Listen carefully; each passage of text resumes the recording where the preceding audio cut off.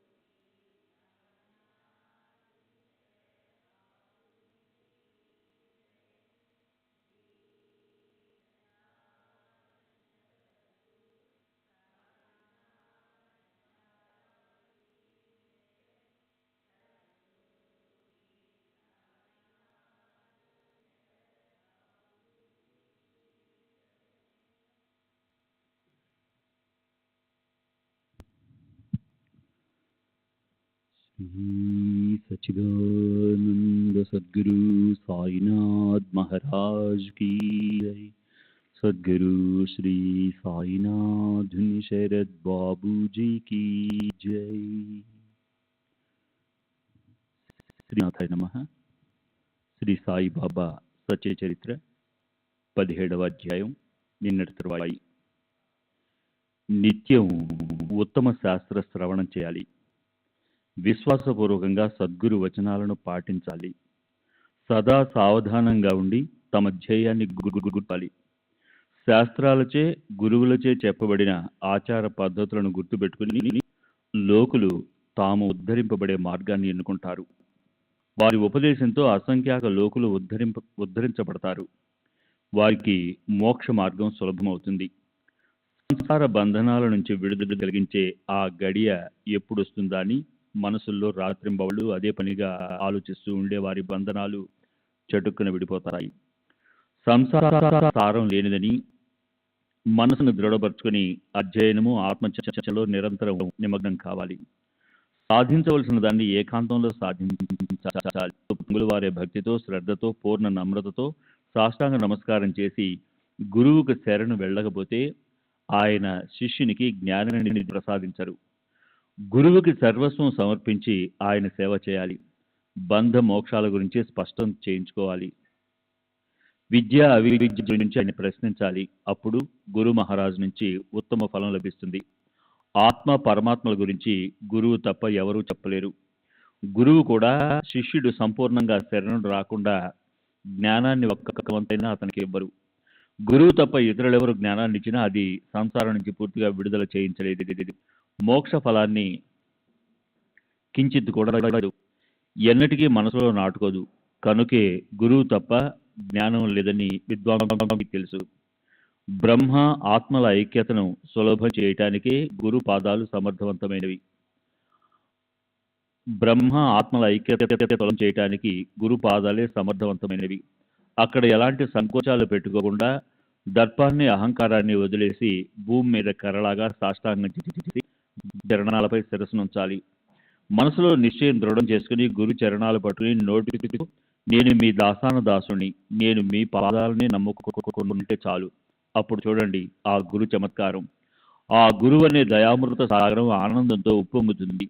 తమ తరంగాల శయ్యపై నిన్న ఆయన ఊపుతారు.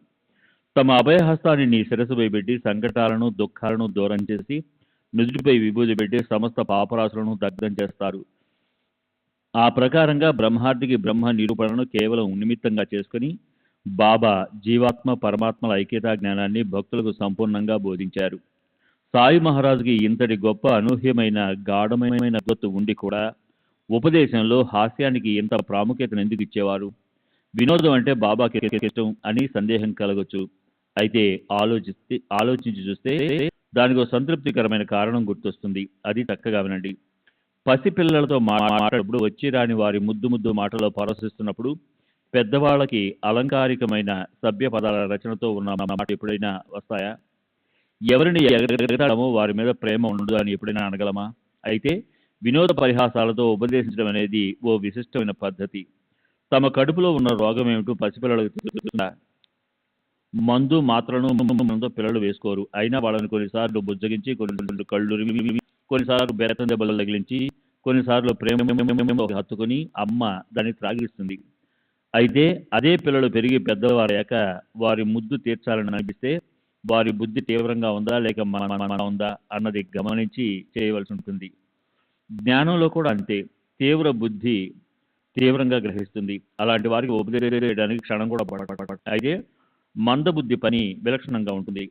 దాన్ని తలలోకి ఎక్కించడానికి చాలా కష్టపడవలసి వస్తుంది. సాయి సమర్థులు జ్ఞాని. భక్తుల వారి పాత్రత, శుద్ధత నిర్ధారించి ఆయన జ్ఞానం అనే ద్రవ్యాన్ని పంచుతారు. ఆయన సర్వజ్ఞుడు. వారికి సర్వుల గురించి మొదటి ఏ సాధన వారికి నిర్దేశిస్తారు. వారి అధికారాన్ని వివేచించి వారి యోగ్యతలను అనుసరించి భక్తుల బాధ్యతను బాబా స్వీకరిస్తారు. అలాగే మనం చూడడానికి ఒక సర్వసిద్ధులు జ్ఞానము ప్రాప్తించిన సాయి ఎదుట పిల్లల కన్నా కూడా పిల్లల వినోదం కోసం ఎప్పుడు ఆదురత పడతాం. వినోదానికి నిలయం. ఎక్కడ ఎవరికి ఏది రుచిస్తుందో దాన్ని వారికి తనివి తీరా ఇచ్చి భక్తులకు నిశ్చింతని లేదా తృప్తిని కలిగించేవారు. బాబా మందబుద్ధులు కానీ ఈ అధ్యాయాన్ని చదివితే పరమానందం ప్రకటమవుతుంది. వింటే శ్రవణంపై ఆసక్తి పెరుగుతుంది, మననం చేస్తే స్వానందం అనే తృప్తి లభిస్తుంది. దీన్ని పదే పదే చదివితే పారమార్థిక జ్ఞానం కలుగుతుంది. నిధిధ్యాసన చేస్తే ఆనందము ఆత్మము దోషరహితము అయిన సుఖం ప్రాప్తిస్తుంది. అవి ఈ బాబా లీలలకు పరిమితి లేదు. ఇందులో కించిత్ అనుభవాన్ని అదృష్టవశాత్తు అనుభవించిన వారు కాయ మనస అక్కడే అంటుకుపోతారని తెలుసుకోవాలి. సాయిబాబా లీలలు తర్క హేమాడు బంధ సాయిబాబా చరణాలకు శరణ వచ్చాడు. పరిహాసాలు జ్ఞానం పంచటమన్న బాబా బోధలోని అభిప్రాయం భగవకు శ్రేయస్సు కలగ. బ్రహ్మాద్రి అనేవాడు కేవలం నిమిత్తం మాత్రం రాబోయే అధ్యాయం కన్నా కూడా మధురమైనది. అది వినే వారి కోరిక తీరుస్తుంది. నా మనసులోని గుప్త బాబా స్పష్టంగా విప్పి చెప్తారు. నేను మాధవరావు దేశ పోయి అతనికి బాబా సందేశాన్ని అందించి బాబా అనుగ్రహాన్ని ఎలా పొందానో పూర్తిగా శ్రోతలు వినాలి. ఈ ప్రకారంగా సత్పురుషులు సజ్జనులకే ప్రేరేపించబడిన భక్త హేమాడుబంధ రచించిన శ్రీ సాయి సమర్థుల సత్య చరిత్రలోని బ్రహ్మజ్ఞాన కథనం 2 అనే పేరు గల 15 ముగిసింది. శ్రీ సద్గురు సాయినాథార్పణమస్తు. శుభం భవతు. శ్రీ సచ్చిదానంద సద్గురు సాయినాథ్ మహారాజ్ की जय. सद्गुरु श्री साईनाथ शरद बाबू जी की जय.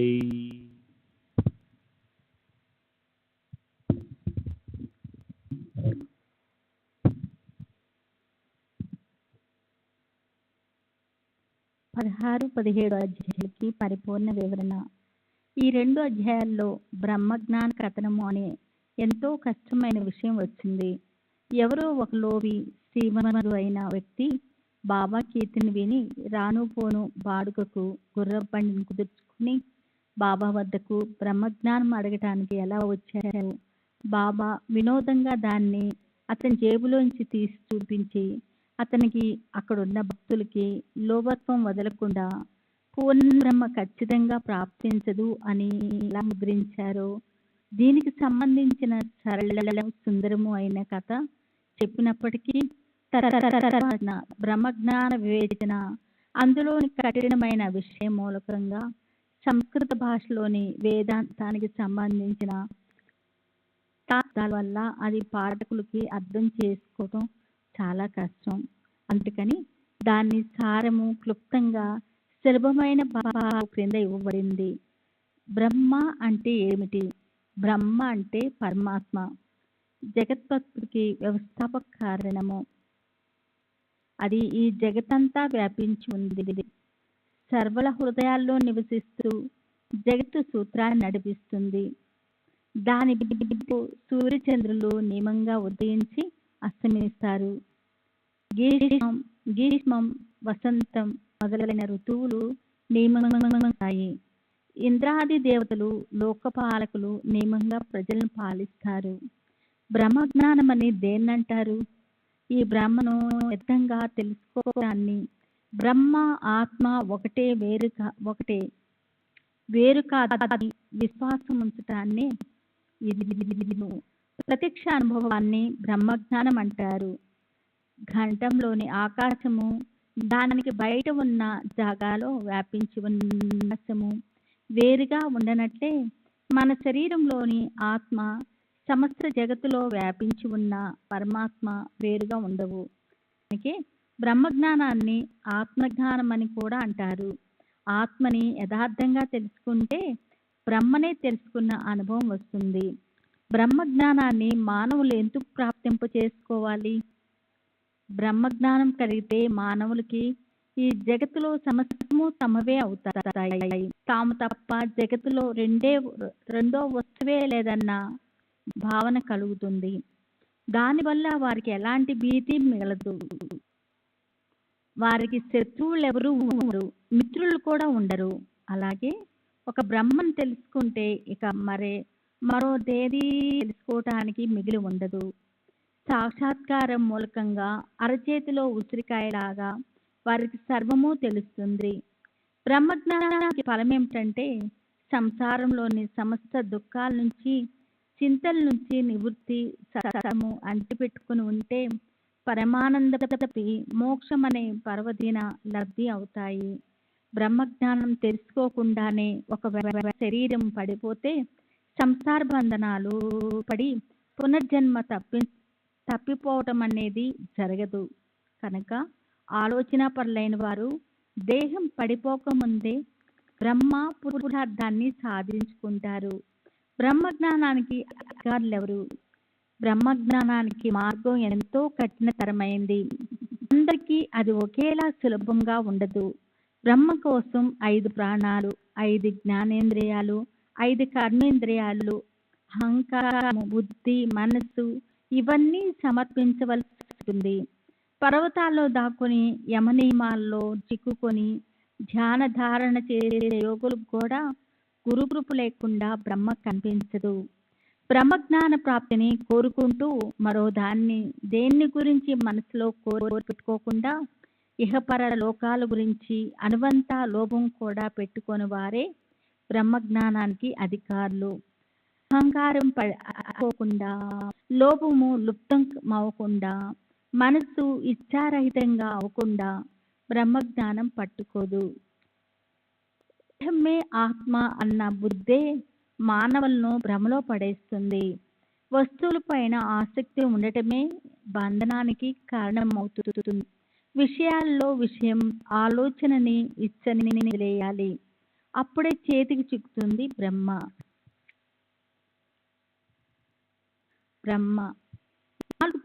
నాలుగుతో బయట విషయాలను రుచి చూడటము, చెవుతో శబ్దాలు వినటము, స్వచ్ఛతో సుఖము అనుభవించటము, నాసికతో సుగంధం స్వీకరించటము, కళ్ళతో అందమైన వాటిని దర్శించటం అనేది ఉన్నంత వరకు ఇంద్రియ సంయమనం అశక్యం అవుతుంది. ఈ స్నాలన్నిటినీ అంటే ఇచ్చ, ఆసక్తి వదిలేసి సద్గురువు అనన్యంగా శరణవలనే దృఢమైన శ్రద్ధ కలిగిన సాధకులకే ఆత్మజ్ఞానం ప్రాప్తిస్తుంది. కళ్ళు, చెవులు మొదలైన 5 ఇంద్రియాలు తమ విషయాలను వదిలేసి మనస్సు, సంకల్ప వికల్పాలను నిశ్చయపూర్వకంగా స్వయంగా వదిలేసి బుద్ధి కూడా తన నిశ్చలమైన అంతర్గతంతో చేసే పనులు నిశ్చయంగా ఆపినప్పుడు కలిగే స్థితే పరమగతి. అదే నిర్వికల్ప బ్రహ్మ.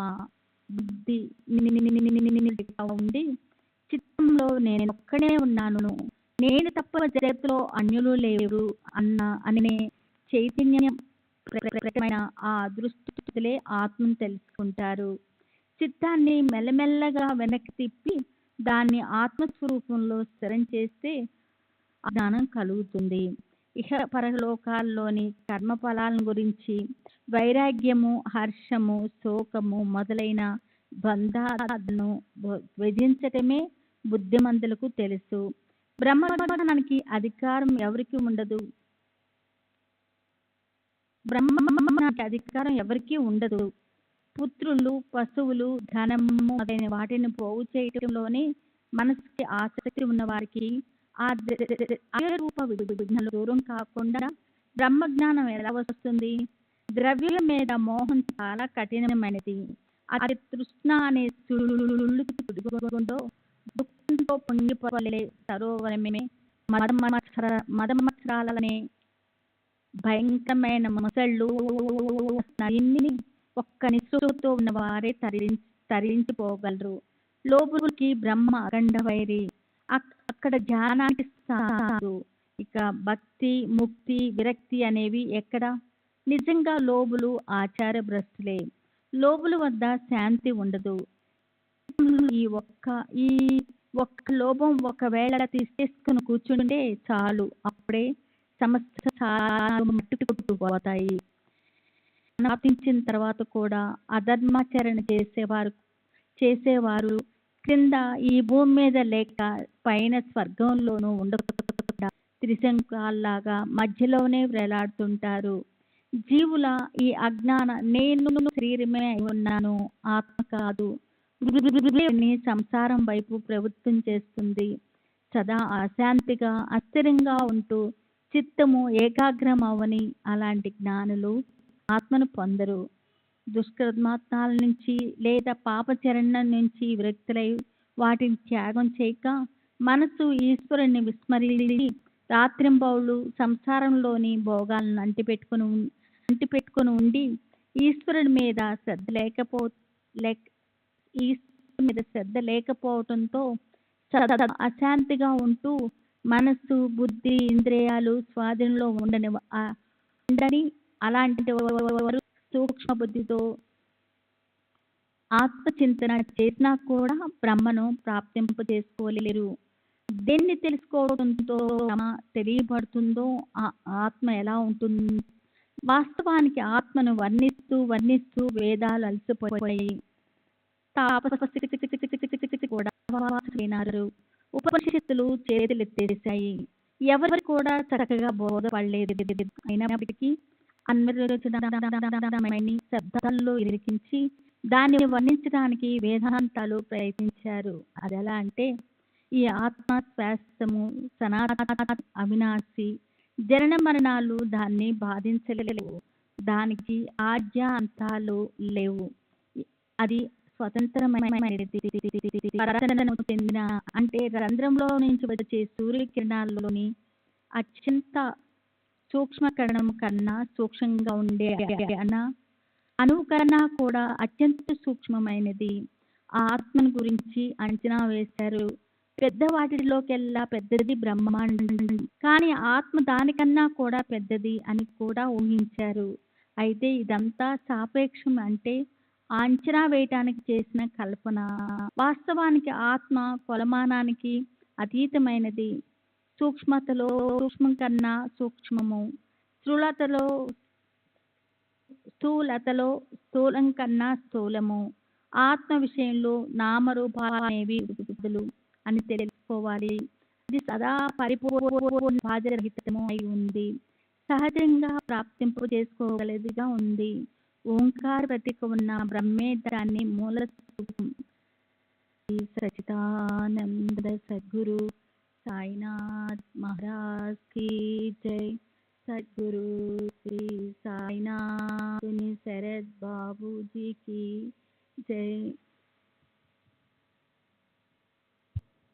श्री सच्चिदानंद सद्गुरु साईनाथ महाराज की जय. सद्गुरु श्री साईनाथ गुरु शरद बाबू जी की जय. బ్రహ్మ జ్ఞానాన్ని ఎలా ప్రాప్తింప చేసుకోవాలి? బ్రహ్మ జ్ఞాన మార్గం కఠినమైనది. అందరికీ అది సరి సమానంగా సులభతరం కాదు. దానికోసం అభ్యాసము, శ్రమ చేసి ఎముకలను అరగదీయాల్సి ఉంటుంది.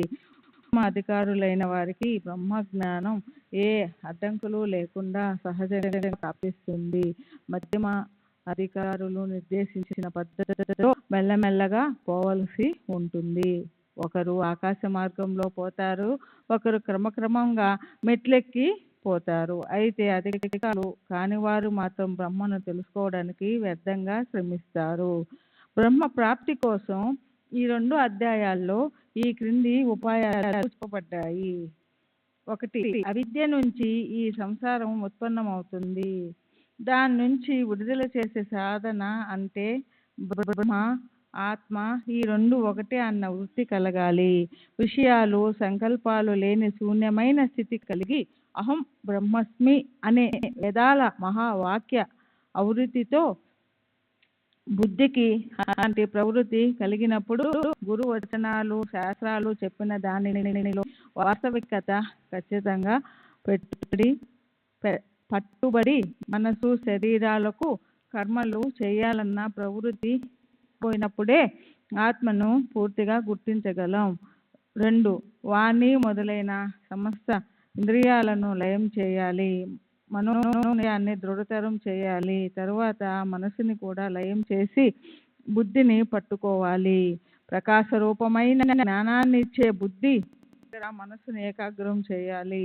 మనసుతో పాటు ఇంద్రియ సమూహమంతా ఒక్క బుద్ధికి స్వాధీనమవుతుంది. మట్టి కుండకు అధికారం అయినట్లే ఇంద్రియాలకు బుద్ధి అది అలాగే వాటిలో వ్యాపించి ఉంటుంది. మనసుతో పాటు ఇంద్రియాలన్నిటా వ్యాపించి ఉండే బుద్ధిని మహాతత్వంలో అంటే సమిష్టి సర్వవ్యాపకుడైన ఈశ్వరుని విలీనం చేయాలి.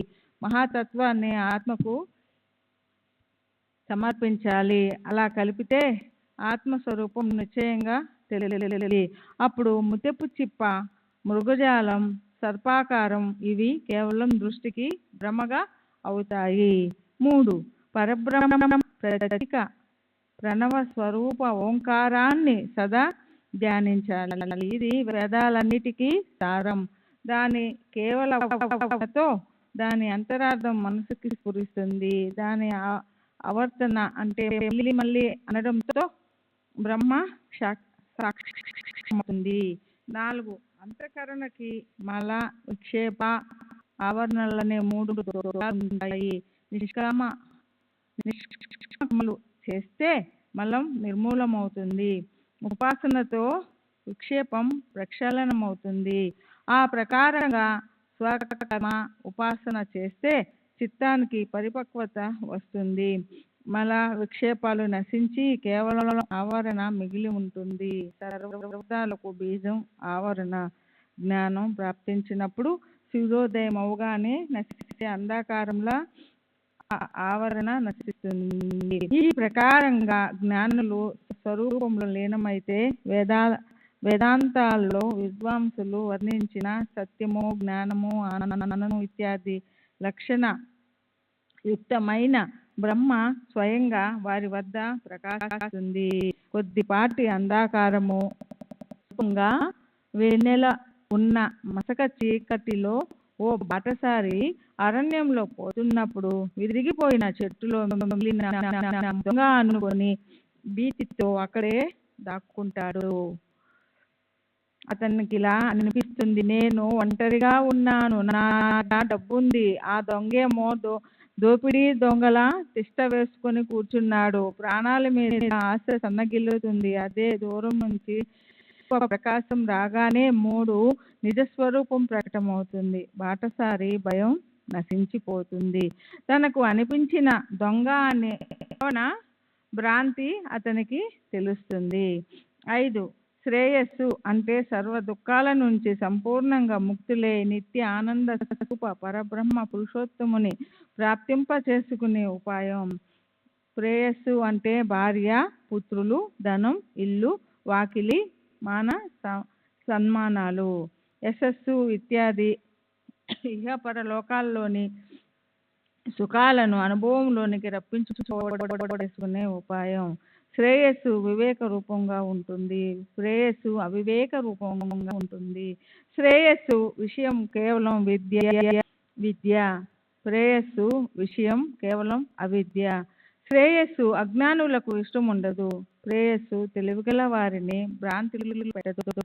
కాంత కనకాలపై ఆకర్షణ, ఇంద్రియాలకు విషయాలపై ప్రీతి ఉండి వివేక వైరాగ్యాలు కలగనంత వరకు శ్రేయస్సు అంటేనే ఇష్టం ఉంటుంది. పాలు నీరు కలిసి ఉన్నట్లు అలాగే ప్రేయస్సు శ్రేయస్సు ఒకే చోట పెనవేసుకుని ఉంటాయి. వీటిని వేరు చేసి పాలను త్రాగే మానస సరోవరంలోని హంసల దృఢ నిశ్చయం గల బుద్ధిమంతులు, వివేకవంతులు, అదృష్టవంతులు పట్లే ఆసక్తులై ఉంటారు, ప్రేయస్సుకి వెన్ను చూపుతారు. అయితే అదే మందబుద్ధుల విషయం చూడండి. శరీరం, పుత్రులు, ధనం, మానం మొదలైన యోగక్షేమాలలో ఆకర్షితులై కేవలం శ్రేయస్సునే సాధిస్తారు. శ్రేయస్ అంటే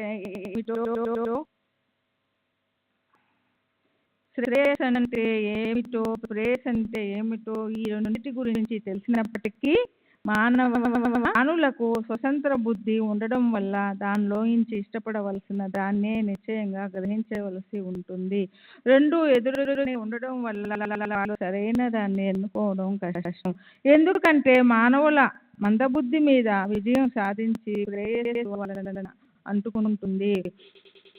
పక్కకు జరిపి శ్రేయస్సుని ఆదరించడమే పురుషార్థం అవుతుంది. 6. పురుషార్థం ఉదయిస్తే అప్పుడు హితం కోసం సంసార చక్ర భ్రమణం నుంచి విడుదల అవడానికి యోగ్యమైన ఉపాయం సాధిస్తారు. అనాది అయిన అవిద్య లేదా ముత్యపు చిప్ప మీద వెండిలాగా లేదా మృగజలంలోని నీరులాగా పనికిరానిది దానిని మిథ్య రూప చేయాలి. స్వప్నంలో బంగారు వడగళ్ల వర్షం కురుస్తుంది, అవసరానికి పనికొస్తాయని అనిపించి వాటిని మరిన్ని పోగు చేసుకున్నప్పటికీ మెలకు వచ్చాక అవి లుప్తమైపోతాయి. అనుభవించిన లేదా అనుభవించని భోగాల వాసన ఉండడం లేక ఆశ, ఉత్కంఠ లేక ఇచ్చ ఉండడం, ఇవి నిరంతరం విఘ్నాలను తీసుకువస్తాయి. కనుక వాటిని సమూలంగా పలించి వేయి. కామ క్రోధాలనే రెండు వృత్తులు జ్ఞానాన్ని ప్రాప్తింపచేయవు. శ్రవణ మనన సమాధులను భంగం చేస్తాయి. శృతి స్మృతులకి త్యాజించదగిన దుష్కర్మల్లో సదా దొర్లుతూ ఉంటూ యోగ్యాయోగ్యమైన వారు జ్ఞానులై ఉన్న తమ హితాన్ని ఏం సాధించగలరు? అలాగే నిరంతరం శాంతిగా ఉండి మనసు ఏకాగ్రంగా ఇంద్రియాల గారాభంతో చిత్తం క్షుబ్ధంగా ఉండేవారు జ్ఞానంలో పరిపూర్ణులు కాలేరు.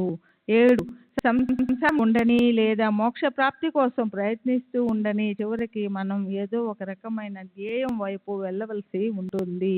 కనుక నీ శరీరం అనే రథానికి నీవు యజమానివి. నీ బుద్ధిని ఆ రథానికి సారథిగా చేసి నీవు హాయిగా కూర్చో. అప్పుడే విషయాలనే మార్గం వచ్చే అనేక వికట పరంపరలను దాటని సారథికి చెప్పు. మనసనే కళ్యంతో 10 ఇంద్రియాలనే విశృంఖలమైన గుర్రాలను స్వాధీనం చేసుకో. గుర్రాలు ఒకవేళ ఇష్టం వచ్చినట్లు పరిగెత్తినప్పటికీ కళ్యంతో వాటిని వాటి స్థానంలో పెట్టు. సారథి వాడు, చురుకైన వాడు, నిపుణుడు అయి ఉంటేనే గుర్రాలు చక్కగా నడుస్తాయి. అయితే ఒకవేళ సారథి కళ్యాణానికి ఆధీనమై ఉంటే అవి శక్తిహీనమవుతాయి.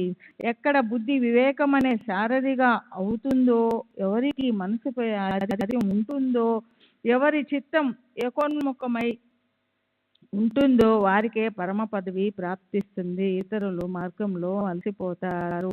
8 వివేక వైరాగ్యాలను జత కలుపుకున్న వారు మూర్ఖులు లేదా బండరాళ్ళు అయినప్పటికీ వారికి సంసార సాగరం అవరోధం కాదు.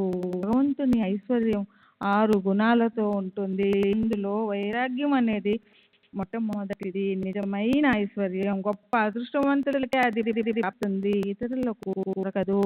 శాస్త్రాలతో యోగ్యమని నిశ్చయించబడిన కర్మలు చేయకపోతే చిత్తం శుద్ధం కాదు. చిత్తశుద్ధి కలగనంత జ్ఞానం ప్రాప్తించదు. కనుక కర్మలే జ్ఞాన ప్రాప్తికి నిత్య నైమిత్తిక కర్మలను ఆచరించడంతో మలినం ప్రక్షాళనం అయిపోతుంది. ఆ ప్రకారంగా శుద్ధమైన చిత్తంలో శమము, దమము, ఉపరతి, శ్రద్ధ సంపత్తి ఉత్పన్నమవుతాయి. వారికి ముక్తి ప్రాప్తిస్తుంది. శ్రీ సచ్చిదానంద సద్గురు మహారాజ్ కి జై.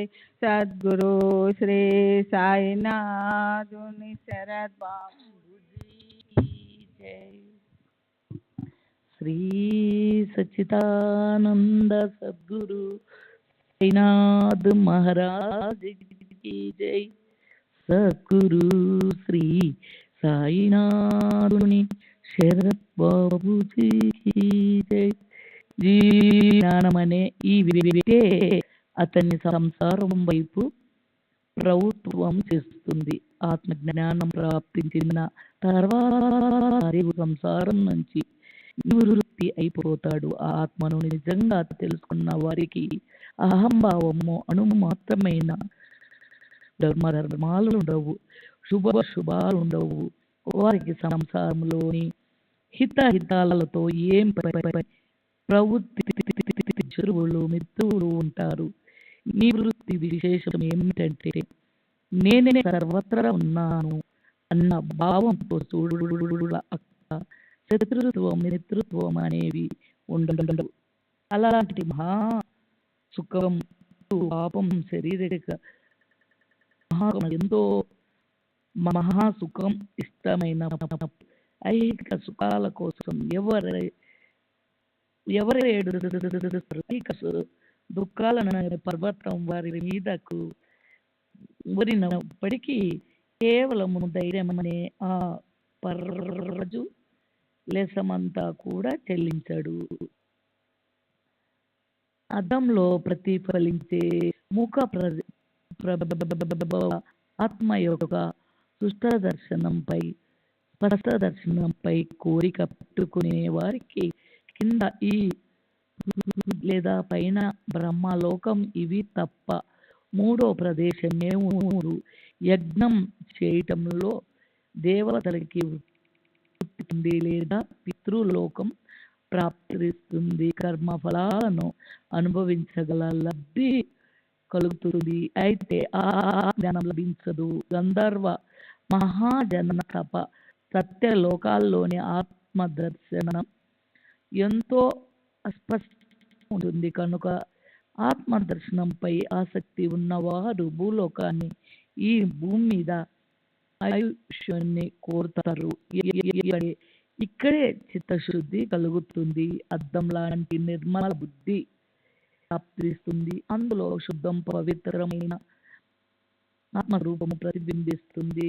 కళ్ళు, చెవులు మొదలైన 5 ఇంద్రియాల తమ తమ విషయాలను మనసు సంకల్పం వికల్పాల నిశ్చయపూర్వకంగా స్వయంగా వదిలేసి బుద్ధి కూడా ఆ ప్రకారంగా నిశ్చలమైన అంతఃకరణలో నిశ్చయం తమ వ్యాపారం ఆగిపోయినప్పుడు కలిగే స్థితే పరమగతి. అదే నిర్వీకరణ బ్రహ్మ. బుద్ధి నిశ్చయ ఉండే చిత్తంలోని నేనొక్కడే ఉన్నాను, నేను తప్ప మా అన్యోన్య జగత్తులో ఎక్కడా లేరు అనే చైతన్యం ప్రకటమైన ఆ అదృష్టవంతులే ఆత్మను తెలుసుకుంటారు.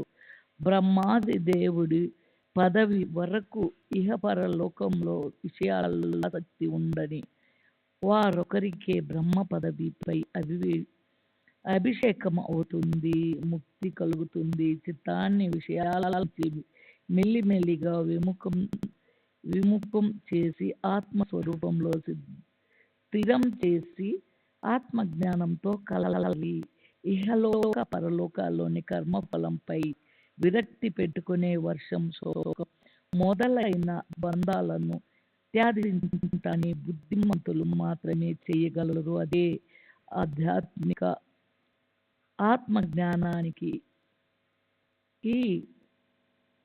మార్గం. భార్య, పుత్రుడు, మిత్రులు అనే ఈ సుడిగుండం కామమోహాల మొదలైన మోసాలతో నిండి ఉంటుంది. రకాల తిమింగల పేరు గల పెద్ద చేపలు విస్తరించి ఆశ అనే గొప్ప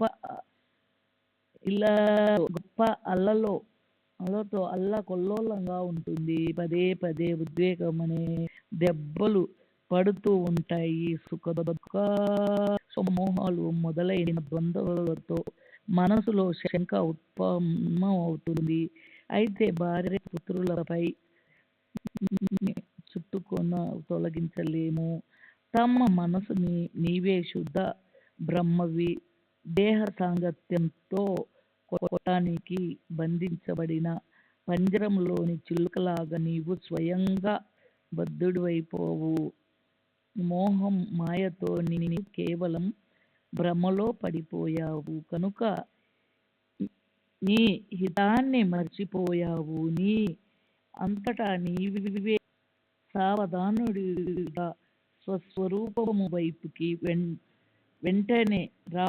భ్రమ మూలంగానే సంశయం దేహాన్ని అనే మిథ్య భాసం నీకు పెరిగింది. నేను నాది అనేవి మృగ జలంలా మోసగిస్తాయని తెలుసుకుని అహమత్వాన్ని వదిలివేసేయి. ఓ చిలుక, ఈ నిధి నాది అనే తిరుగుడులో ఎందుకు చిక్కుకుంటావు? గట్టిగా గొట్టాన్ని పట్టుకున్న పాదాలని వదిలి పైకి పోయి స్వేచ్ఛగా తిరుగు అని ఉపదేశించాలి. శ్రీ సచ్చిదానంద సద్గురు సాయినాథ్ మహారాజ్ జై. సద్గురు శ్రీ సాయినాథుని శరత్ బాబుజీకి జై. आनंद सद्गुरु साईनाथ महाराज की जय। సద్గురు శ్రీ సాయినాథుని శరత్ బాబూజీ జై. శృతి స్మృతులకు కూడా దుర్గమైన ఆ ఆత్మ అందరికీ సరి సమానంగా సుగమవుతుంది. కానీ వర్ణిస్తూ వేదాలు అలసిపోయాయి, తాపసి అడవులు పట్టిపోయారు, ఉపనిషత్తులు చేతులెత్తేశాయి, నిర్ధారణ చేయలేదు. ఆత్మస్వరూపం వద్దకు చేర్చగలవారు, అభేద దర్శనం కలిగించగలవారు ఆచార్యులే. అక్కడ గొప్పతనం ఎంత! ఊరికే వివాదాలు చేసేవారికి అక్కడ స్థానం లేదు. వారు ఆ భ్రాంతి అనే సుడిగుండంలో గిరగిరా తిరుగుతారు. తమ స్వబుద్ధి కల్పన అనే లక్ష్య తారకతో పునర్జన్మల పరిభ్రమణను తప్పించుకోవటం శక్యం కాదు. ఆచార్యుని చంద్రుడు మాత్రమే దానిని తప్పించగలడు. కష్టంతో సాధించలేని దాన్ని సద్గురువుని దృఢంగా ఆశ్రయించిన వారే చాలా యత్నంతో సాధించవచ్చు. నవిద్యను వారు ప్రకాశింపచేస్తారు.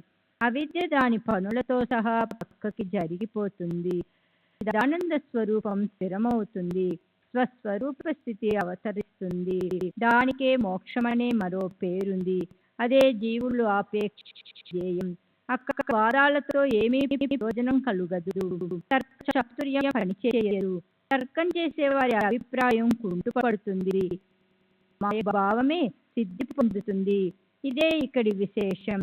ఉత్తమ జ్ఞానాన్ని దాని వేరు, ఆ బుద్ధే ఆ ఉత్తమ జ్ఞానాన్ని ఇచ్చే శాస్త్రజ్ఞులు వేరుగానే ఉంటారని తెలుసుకో. అమూల్యమైన ఈ శరీరం వ్యర్థంగా పోతుంది. కృష్ణ మధ్యాహ్నమయ ఛాయలాగా ఎంతో సేపు ఉండదు.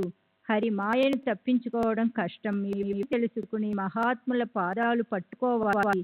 మహాత్ములు సంసార సాగరానికి నావ, అందులో నీ ఒక ప్రయాణికుడివి. ఆయన అవలీతరానికి తీసుకెళ్లగల సమర్థులు ఎవరు? సంసార బంధనాల నుంచి విడుదల అయ్యే ఆ క్షణం ఎప్పుడొస్తుందా నీ మనస్సులో రాత్రి అదే పనిగా ఆలోచించే వాళ్ళు భార్య పుత్రుల మోహాన్ని వెంటనే విడిచేస్తారు. సాధించవలసిన ఏకాంతాన్ని సంసారంలో అర్థమేమీ లేదని మనసులో దృఢం చేసుకుని దాన్ని అధ్యయనం ఆత్మచింతనలో నిరంతరం నిమగ్నం చేయాలి. భక్తి శ్రద్ధలు కలబోసిన మనసుతో పూర్ణంగా నమ్రతతో సాష్టాంగ నమస్కారం చేసి గురువుకి శరణు వెళ్ళకపోతే వారు శిష్యులు జ్ఞాన నిధిని ప్రసాదించరు. గురువుకి సర్వము సమర్పించి ఆయన్ని సేవించాలి. బంధ మోక్షాల గురించి ఆయనతో చర్చించాలి. విద్యల గురించి ఆయన్ను ప్రశ్నించాలి. అప్పుడు మహారాజు నుంచి ఫలం ప్రాప్తిస్తుంది. ఆత్మ ఎవరు, పరమాత్మ ఎవరు అన్న విషయం గురువు చెప్పలేరు. గురువు కూడా పూర్ణంగా రాకుండా జ్ఞానాన్ని ఒక్క క్షణం కూడా ఇవ్వరు. గురువు కాక ఇతరులు జ్ఞానాన్నిప్పటికీ సంసారం నుంచి పూర్ణంగా విడుదల జరగదు. కనుక గురువు తప్ప జ్ఞానం లేదు. ఇదంతా విద్యార్థులకు తెలుసు. బ్రహ్మ ఆత్మయత్తను సులభం చేయటానికి గురు పాదాలే సమర్థవంతమైనవి. అక్కడ ఏ మాత్రం విసుక్కోకుండా దర్పాన్ని అహంకారాన్ని వదిలేసి భూమి మీద కర్రలాగా సాష్టాంగం చేసి గురుచరణాల్లో శిరస్సు ఉంచి మనసులోని ఉత్తేజాన్ని దృఢం చేసుకుని గురుపాలు పట్టుకొని నీటితో నేను నీ దాసుని, నాకు మీ పాదాలపై అచంచల విశ్వాసం ఉంది అనాలి. అప్పుడు చూడండి ఆ చమత్కారం. ఆ గురు అనే ధనామృత సాగర తరంగాలు ఊవెత్తున ఎగిసి పడతాయి. ఆ తరంగాల సయ్యపై ఆయన అలవోకగా అలా పైన తేలుస్తారు. పీడలను నాశనం చేసి తమ అభయహస్తాన్ని మీ తల మీద పెట్టి సర్వ పాపాల రాశిని నుదుటి మీద విభూతి పెడతారు. ఈ సంసార బడబాణల యొక్క ఆది దైవిక, ఆధ్యాత్మిక, ఆది భౌతికమనే మూడు దుఃఖాగ్నిలో సుఖం కలుగుతుంది. మనని ఉద్ధరించడం కోసం సాయిబాబా కృపను సంపాదించాలి. ఆయన చదివి శ్రవణ మననాలు చేయాలి. ఈ కథను మెల్లగా శ్రవణం చేస్తే శాంతతకే శాంతత వస్తుంది. ఈ కథ ప్రవాహ జడిలో కర్మ అకర్మలనే ఉప్పు కరిగిపోతుంది. చెవుల ద్వారా సాయిబాబా రూపం మునుపాపల్లో ప్రవేశిస్తుంది. శ్రవణంతో పాతకాలు నశిస్తాయి. కాలుతో కూడా కలహించి విజయం పొందటానికి సిద్ధమవుతాము. పూర్తిగా శ్రోతలుతుంది. శ్రవణంతో అంతఃకరణ శుద్ధమవుతుంది. శ్రవణంతో జనన మరణాలు తప్పిపోతాయి. శ్రవణంతో కర్మ ఫలేచ్ఛ పెట్టుకో అప్పుడు బ్రహ్మ ప్రాప్తిస్తుంది. కనుక శ్రోతలు ఈ గ్రంథంలోని ఒక్కొక్క అధ్యాయాన్ని ప్రతిరోజు చదవాలి లేదా శ్రవణం చేయాలి. ద్వారా అభ్యాసం, నిరంతరం మనన చింతనలు చేయాలి.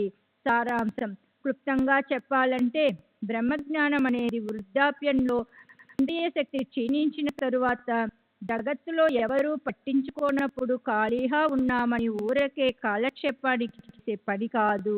అలాగే అను పోను బాడుగకు తీసుకున్న గుర్బడిలో హడావిడిగా వచ్చి అది కూడా తన దగ్గర 250 రూపాయలు జేబుల్లో ఉంచుకుని ₹5 లోభం పెట్టుకుంటే ప్రాప్తించరు. బ్రహ్మ ప్రాప్తికి సాధకులు సర్వకాల భోగాలు త్యాగం చేసి సమస్త ఆశలు ఆకాంక్షలు బాగా శ్రమించవలసి ఉంటుంది. శ్రీ సాయిబాబా ఆశ్రయించవలసి ఉంటుంది. అప్పుడే బ్రహ్మ అంటే ఆత్మ ప్రసన్నై అది స్వయంగా సాధకులకి తన యథార్థ స్వరూపాన్ని. ఆత్మ ఎవరిని స్వీకరిస్తుందో వారికే అది ప్రాప్తిస్తుంది. వారి కోసం ఆత్మ తన స్వరూపాన్ని స్వయంగా ప్రకటన చేసేది. అలా అత్యంత శ్రేష్టము, అతి దుర్లభము, కఠినము అయిన బ్రహ్మజ్ఞానము లేదా ఆత్మజ్ఞానాన్ని ప్రాప్తింపచేసుకోగల 16-17 అధ్యాయాలలో విస్తారంగా చెప్పబడింది. ముముక్షువులు దాన్ని మళ్ళీ మళ్ళీ వినిపించి దాని అంతాన్ని చక్కగా తెలుసుకుని దాన్ని మనన చింతనలు చేసి అప్పుడు అందులోని ఉపాయాన్ని ఆచరణలోనికి తీసుకురావాలి. అప్పుడు కృపతో వారికి ఖచ్చితంగా బ్రహ్మజ్ఞానం ప్రాప్తిస్తుంది. అలాంటి ఫల ప్రాప్తిని హేమాత్మంతు 17వ అధ్యాయం చివర చెప్పారు. మంత్రులు కాని మందబుద్ధులు ఈ అధ్యాయాన్ని చదివితే పరమానందం ప్రకటమవుతుంది. వింటే శ్రవణంపై ఆసక్తి పెరుగుతుంది. చేస్తే ఆనందం అనే సంతృష్టి కలుగుతుంది. దీన్ని మళ్ళీ మళ్ళీ చదివితే పారమార్థిక జ్ఞానం కలుగుతుంది. నిధిధ్యాసన చేస్తే గొప్ప ఆనందము, అఖండము, దోషరహితము అయిన సుఖం ప్రాప్తిస్తుంది. అలా ఈ బాబా లీలలకు పరిమితి లేదు.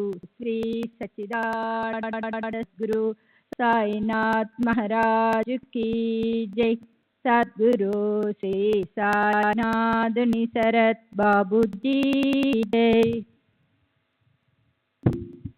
శ్రీ సచ్చిదానంద సద్గురు సాయినాథ్ మహారాజ్ కీ జై. సద్గురు శ్రీ సాయినాథ్ నిసరత్ బాబూజీ కీ జై. 18వ అధ్యాయం మదనుగ్రహం. నా మీద అంటే హేమంత్ మీద కురిసిన కృపా ప్రసాద వర్ణన మొదటి భాగం. శ్రీ గణేశునికి నమస్కారం, శ్రీ సరస్వతీ దేవికి నమస్కారం, శ్రీ గురు మహారాజ్కి నమస్కారం, శ్రీ కులదేవతకి నమస్కారం, శ్రీ సీతారామచంద్రులకి నమస్కారం, శ్రీ సద్గురు సాయినాథునికి నమస్కారం. ఓ సర్వశ్రేష్ఠులు నిత్యులు అయిన సద్గురు నీకు జయకారాలు. ప్రత్యక్ష పరబ్రహ్మమైన సద్గురు మీకు జయకారాలు. ఈశ్వరుని శక్తిని స్వాధీనంలో ఉంచుకోగల మీకు జయం. మీరు మీ భక్తులకు అనుభవం ఇచ్చి ఈ అఖిల మిథ్యగా చూపించి ఆద్యంత రహితంగాను సుఖదుఃఖ శోక హర్షాలు ఇత్యాది ద్వంద్వాలకు అతీతంగాను ఉంటూ ఏ రకమైన మనోవికారాలతోనూ క్షుబ్ధం కాని సద్గురు మీకు విజయం కలుగుగాక. ఆత్మస్వరూపాన్ని తెలియజేయగల వారు మీరొక్కరే. స్నానం చేయటానికి సాగరంలోకి పోయిన ఉప్పు బొమ్మ తిరిగి బయటకు రాగలదా? అలా ఎన్నటికీ జరగదు. మీ విషయం కూడా అంతే. వేదాలు శృతులు దేనికోసం రాత్రింబవళ్ళు వాద వివాదాలు దేన్ని గురించి ఎవరు కూడా తర్కించలేరు. ఆ పరబ్రహ్మని కేవలం మీ వేలుతో మీ భక్తులకు చూపిస్తారు. అదృష్టవశాత్తు మీ కృపాదృష్టి పరిధిలోకి వచ్చిన వారికి ఇది తమది, ఇతరులది అనే అల్లాహకు స్థానమే ఉండదు. గత అధ్యాయంలో బ్రహ్మ చిక్కుని విప్పి స్పష్టం చేయటం జరిగింది. బ్రహ్మ జిజ్ఞాసులకి ఆవరణ బ్రహ్మ జ్ఞానాన్ని ప్రాప్తింప చేసుకోవటంలో అవరోధంగా పరిగణించటం గురించిన వర్ణన అయింది. నా మీద జరిగిన అనుగ్రహ కథనాన్ని ఇప్పుడు శ్రోతలు ఆధారంగా వింటే మార్గదర్శకత్వం చేసే స్వభావం వారి మనసుకు అనుభవంలోకి వస్తుంది. ఇది కూడా ఓ మధుర కథ. దానిని నేను ఉన్నదున్నట్లు చెప్తాను. శ్రోతల శ్రేయస్సు కోసం స్వస్థ చిత్తంతో వినాలి. కథను వినాలని శ్రోతలు తత్పరులైతే వక్తకి ఉల్లాసం, ఉత్సాహం కలిగి ఇద్దరి హృదయాల్లోనూ ప్రేమ ఉప్పెనలా ఉప్పొంగి ఆనందం చిందులు వేస్తుంది. సాయిబాబా అణువంతరైన రాగంలో పెట్టుకోకుండా వారి వారి అధికారాలను అనుసరించి భక్తులకు సరైన మార్గాన్ని ఉపదేశించేవారు. గురువు చెప్పినది ఇతరులకు ఎవరికైనా చెప్తే అది విఫలమవుతుందని ఎంతో మంది అభిప్రాయపడ్డారు. అయితే అది కేవలం కల్పానికము, అర్ధరహితము అయిన దాంభికం. ప్రత్యక్షంగానే ఏమిటి, స్వప్నాల్లో చెప్పిన చక్కని ఉపదేశాలను కూడా అందరికీ చెప్పవలసి ఉంటుంది. దానికేమీ ఆధారము, రుజువు లేదు. అవి అంటే దానికి బుధ కౌశిక ఋషి ఆధారం ఉంది. అతను తన స్వప్నంలో దీక్షారూపంతో ప్రాప్తించిన రామరక్షా స్తోత్రాన్ని అందరికీ చెప్పేశాడు. సద్గురువు వర్ష ఋతువులోని మేఘమే. గొప్ప ప్రేమాతిరేకంతో ఆయన స్వానంద ఫలాన్ని వర్షిస్తారు. అదేమన్నా నిలువ ఉంచుకోవటానిక కాదు, స్వయంగా మనసారా తనివితీరా త్రాగి అందరికీ త్రాగించటానికి. పిల్లల చుబుకం పుచ్చుకొని వారి ఆరోగ్యం కోసం అమ్మ వాళ్ళని మాయబుచ్చి మందంతా త్రాగించినట్లు అచ్చం అదే విధంగా ఉంటుంది బాబా హస్తకౌశలం. ఆయన బోధనా పద్ధతి గుప్తంగా ఉండదు. ఆయన తమ భక్తుల కోరికని ఏదో ఒక పద్ధతిలో అనూహ్యంగా నెరవేరుస్తారని గుర్తుంచుకొని మరీ వినండి. సద్గురువుతో కలిసి జీవించటం ధన్యం. ఆయన గొప్పతనాన్ని ఎవరు వర్ణించగలరు? సద్గురువు చెప్పిన ఒక్కో మాట గుర్తొస్తే మనకున్న వర్ణన పటిమ ఎగిసిపడుతుంది. ఈశ్వరుని భక్తి భావనతో స్తుతించిన, గురుసేవ పూజ చేస్తున్న గురించి ప్రాప్తించవలసిన జ్ఞానం ప్రాప్తిస్తుంది. ఇతర సాధనలు వ్యర్థమైపోతాయి. విక్షేపము, ఆవరణ వల్ల సంసారాన్ని దాటగల మార్గం అంతర బంధనంగా ఉంటుంది. గురూపదేశం అనే కాంతి కిరణాలు ఏ అవరోధాలు లేకుండా మార్గాన్ని అందిస్తాయి. గురువు ప్రత్యక్షంగా ఈశ్వరుడే. బ్రహ్మ విష్ణు మహేశ్వరులే. గురువే వాస్తవంగా పరాత్పరుడు. చూడండి, గురు బ్రహ్మ, గురు విష్ణు, గురుదేవో మహేశ్వర, గురు సాక్షాత్ పరబ్రహ్మ, తస్మై శ్రీ గురవే. గురువే తల్లి, గురువే తండ్రి. దేవుడు కోపిస్తే గురువు రక్షిస్తాడు. అయితే గురువు కోపిస్తే మాత్రం ఎవరు రక్షించలేరు. ఇది ఎప్పటికీ గుర్తుంచుకోవాలి. గురువు ప్రవృత్తికి, ప్రాపంచిక వ్యవహారాలకు మార్గం చూపగలరు. పురుషాలు వ్రతాల విశిష్టతను చెప్పగలవారు. అదేవిధంగా నివృత్తి గురించి, ధర్మ గురించి, వైరాగ్య, వేద శృతుల గురించి వ్యాఖ్యానించగలవారు. బుద్ధిని సావధానం చేసి సత్పురుషులు స్వస్వరూపమనే నేత్రాన్ని చూపిస్తారు. కుసుమ కోమలమైన అంతఃకరణతో దయాపరులైన ఆ సత్పురుషుడు భక్తి గురించిన గొప్ప ఇచ్చను నెరవేరుస్తారు. అందువల్ల భక్తులకు విషయాల పట్ల వాసన అస్తమిస్తుంది. నిద్రలో కూడా జ్ఞాన దృష్టి ఉంటుంది. మహాత్ములకు కృప కలిగితే వివేక వైరాగ్యాలు కలిసి ఒకటిగా పెరిగే ఫలాలు ప్రాప్తిస్తాయి. మహాత్ముల సౌఖ్యం లభిస్తే, వారి సేవా భాగ్యం కలిగితే, వారిపై ప్రేమ పారవస్యం కలిగితే స్వయంగా భక్తులను నెరవేర్చే కల్పవృక్షాలే అయిన మహాత్ములు వాళ్ళ కష్టాలన్నింటినీ నివారిస్తారు. కనుక నిరంతరం మహాత్ముల సాన్నిధ్యాన్ని పెనవేసుకుని ఉండాలి. మహాత్ముల కథలను వినాలి.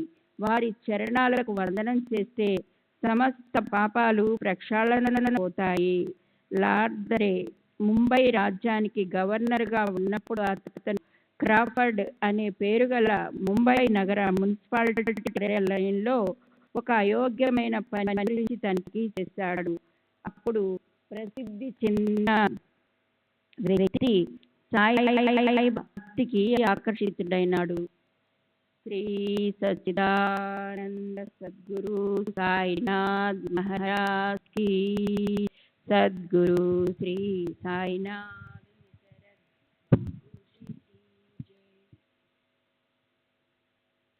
అతనికి 3 రకాల దుఃఖాలతో నిండిన సంసారం మిథ్య అనిపించటం వల్ల, వ్యాపారంలో నష్టం కలగడం వల్ల మనసులో గొప్ప వైరాగ్యం కలిగింది. అతను సామానంతా తీసుకుని ఇల్లు వదిలేశాడు. మనసులో అశాంతి చోటు చేసుకోవడం వల్ల సుదూర ప్రాంతానికి వెళ్ళిపోవాలని అతనికి అనిపించింది. అయినా సరే ఏకాంతంలో సుఖంగా ఉండాలని మనసులో నిర్ణయించుకున్నాడు.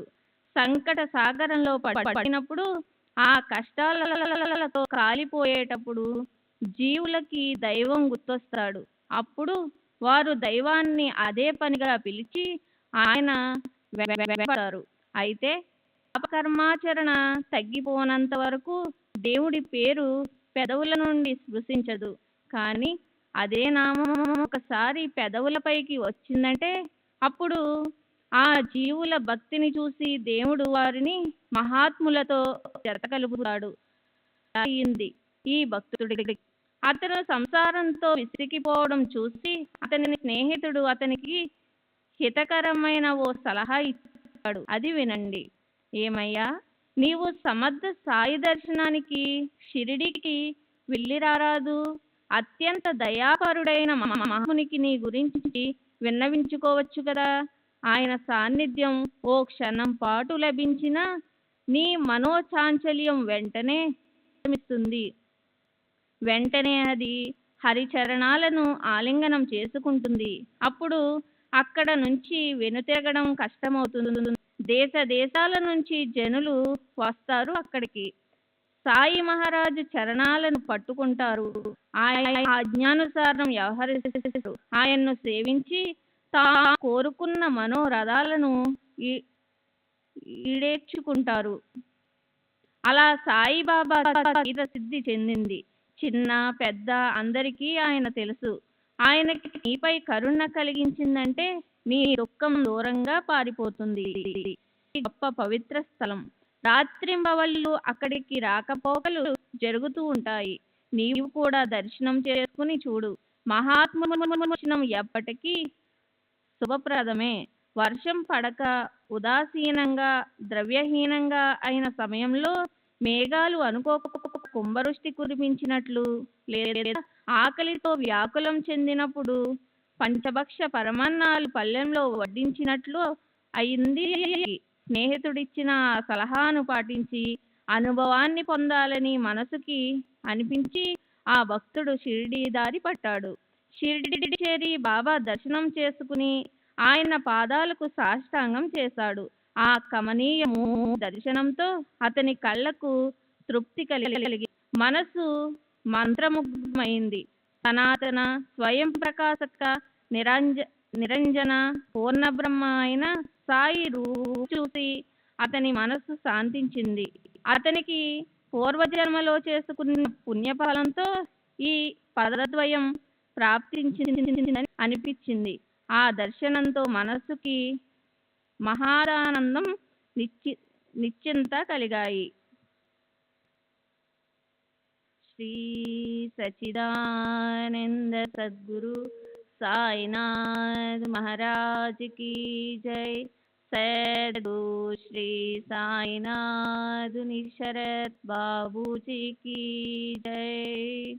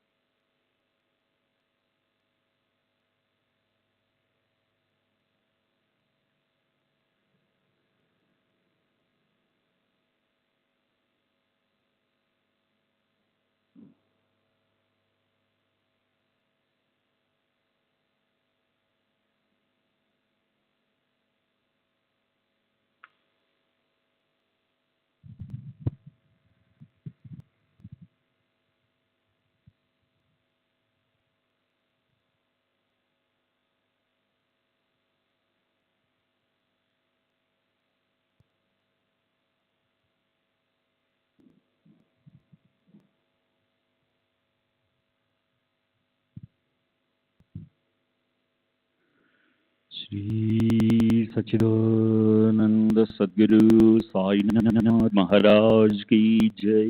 सद्गुरु श्री साईनाथ शरद बाबू जी की जय। रहम नजर करना, बच्चों का पालन करना, साई रहम नजर करना, बच्चों का पालन करना। जाना तुमने जगत पार, सब ही झूठ जमाना। जाना तुमने जगत पसार, सब ही झूठ जमाना। साई रहम नजर करना, बच्चों का पालन करना। साई रहम नजर करना, बच्चों का पालन करना। मैं अंधा हूँ बंदा आपका, मुझसे पथ दिखलाना। मैं अंधा हूँ बंदा आपका, मुझसे पथ दिखलाना। साई रहम नजर करना, बच्चों का पालन करना। साई रहम नजर करना, बच्चों का पालन करना। दासगण कहे अब क्या बोलूं, थक गई मेरी रसना। दासगण कहे अब क्या बोलूं, थक गई मेरी रसना। साई रहम नजर करना, बच्चों का पालन करना। साई रहम नजर करना, बच्चों का पालन करना। रहमो नजर करो अब मोरे साई, बिना नहीं मुझे माँ बाप भाई। रहमो नजर करो, मैं अंधा हूँ बंदा तुम्हारा। मैं अंधा हूँ बंदा तुम्हारा, मैना जानू मैना जानू मैना जानू अल्लाह इलाही रहमो नज़रो रहमो नज़रो करो अब मोरे साई तुम्हारी ना नहीं माँ बाप भाई रहमो नज़रो करो काली जमाना मैंने गमाया काली जमाना मैंने गमाया साथी आखिर का साथी आखिर का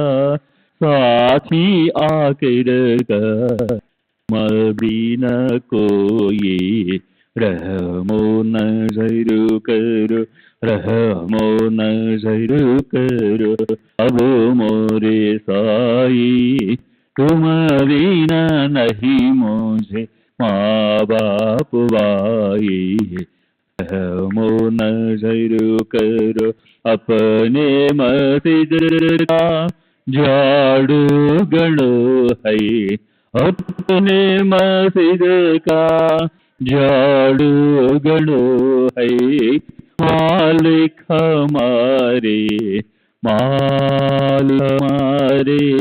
मालिक हमारे तुम बाबा साई नज़र करो रहमो नज़र करो अब मोरे साई तुम्हारी ना नहीं मुझे माँ बाप भाई रहमो नज़र करो।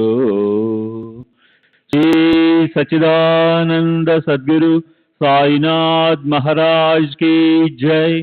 सद्गुरु श्री साईनाथ शरद बाबू जी की जय।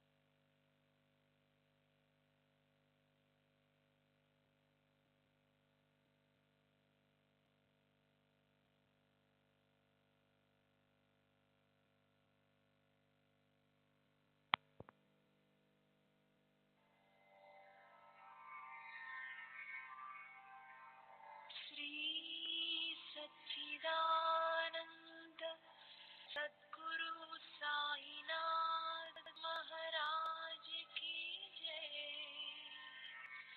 सद्गुरु श्री साईनाथुनि शरद बाबू जी की जय।